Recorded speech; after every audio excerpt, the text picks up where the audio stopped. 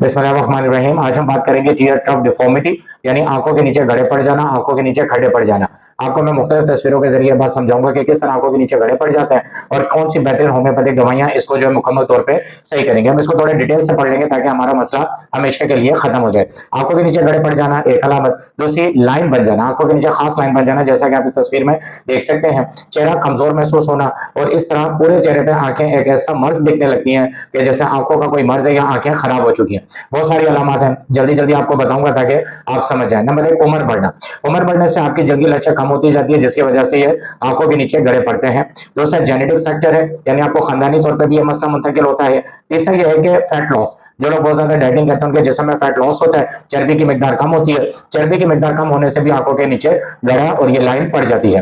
फिर lack of sleep, यानी नींद का कम होना, मोबाइल का इस्तेमाल, आजकल की मसरूफ जिंदगी, देर तक जागना, दावतों में से आना, एक रूटीन बन चुकी है कि नींद पूरी नहीं होती, जिसकी वजह से आपके अंदर एक ऐसी तब्दीली आती है जो आपकी आंखों के नीचे गड़े डालती है।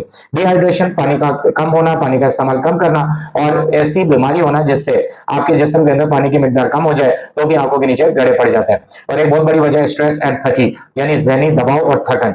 इतना काम ज्यादा करना, नींद पूरी ना होना कि हर वक्त आपका जहन एक खास तौर पर दबाव का शिकार रहता है और जहनी दबाव की वजह से आपकी आंखें बहुत ज्यादा मुतासर होती हैं। एलर्जी या नाक की सोजिश एक और अलामत है, जैसे हम एलर्जी या साइनाइटिस का इशू भी कहते हैं, यानी अगर आपको नाक का मसला है और काफी तवील अरसे से, तो भी आपके आंखों के नीचे गड़े पड़ेंगे। विटामिन सी और आयरन की कमी एक बुनियादी वजह बनती है। खवातीन के अंदर, नौजवान लड़कियों में खास तौर पे मेंसेस की वजह से, लिकोरिया की वजह से और मैरिड वुमेन के अंदर खास तौर पे बच्चों की डिलीवरी की वजह से खून की कमी होती है। और खून की कमी जो है बुनियादी तौर पर बहुत सारी कमियों को साथ लाती है अपने जिस्म के अंदर। तो विटामिन सी और आयरन की कमी एक बुनियादी वजह बनती है जिसकी वजह से आपकी आंखों के नीचे गड़े पड़ते हैं। स्मोकिंग, जो लड़के स्मोकिंग करते हैं उनमें एक बहुत बड़ी वजह बनती है जिससे आपकी जो जल के अंदर बारीक खून की नालियां हैं वो उन्हें नुकसान पहुंचाती है और खून की नालियों में जो खून बहता है वो रवानी उसकी मुतासर होती है, तो आंख के नीचे गड़े पड़ते हैं। हार्मोनल चेंजेस, ये लड़के और लड़की दोनों में होती है, तो हार्मोनल चेंजेस बढ़ती चली जाती है, यानी हर एज के हिसाब से, तो भी आंखों के नीचे गड़े पड़ते हैं। अब इसके कुछ अलामत बताता हूं जिससे पहचाना जा सकता है कि आपकी आंख जो है उसके नीचे जो गड़ा पड़ रहा है, जो खड्डा पड़ रहा है, जो लाइन आ रही है वो ज्यादा महसूस होना शुरू हो गई है। आंखों के नीचे गड़े या धसाव यानी धसना महसूस होता है, चेहरा थका हुआ और बीमार महसूस होता है, चेहरे का ग्लो फ्रेशनेस खत्म हो जाती है। एक और वीडियो भी मैंने अपलोड की हुई है, उसको भी आप देख सकते हैं, जिसमें मैंने खास तौर पर चेहरे की डलनेस के ऊपर बात की और इस वीडियो के आखिर में भी उसका मैंने लिंक दे दिया, आप देख के अपने चेहरे को तरोताजा कर सकते हो नदियात को इस्तेमाल करके। डार्क सर्कल्स बहुत ज्यादा नुमाया होते हैं, तो हल्के हल्के, लेकिन कुछ लोगों के डार्क सर्कल बहुत ज्यादा नुमाया हो रहे होते हैं और उसकी वजह समझेंगे अब आपको जो है वो डिफॉर्मिटी की जो कंडीशन है, यह बीमारी लग चुकी है।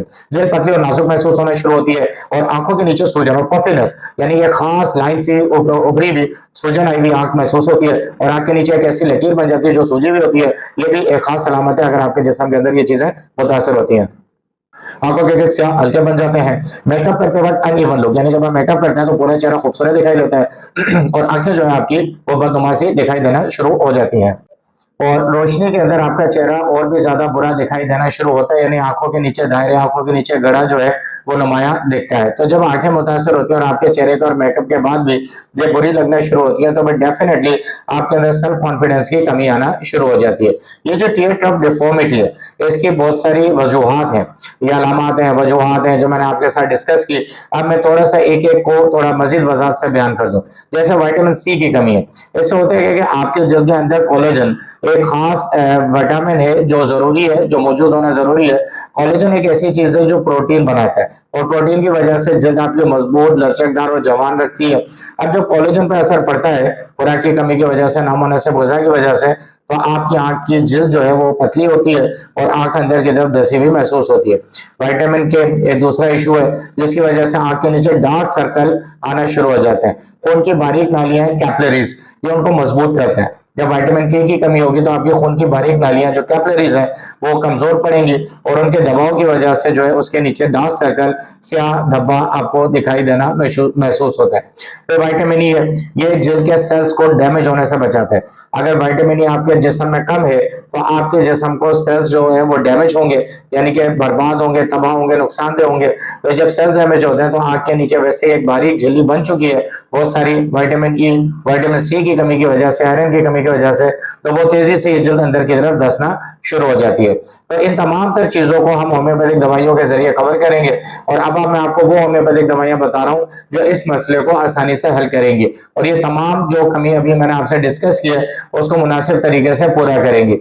उसमें नंबर 1 जो सबसे बड़ी दवा है वो है साइना, दूसरे नंबर पे है चाइना और तीसरे नंबर पे एंटीमोनियम टार्ट। ये 3 दवाइयों का इस्तेमाल आपको इस मर्ज से निकालेगा।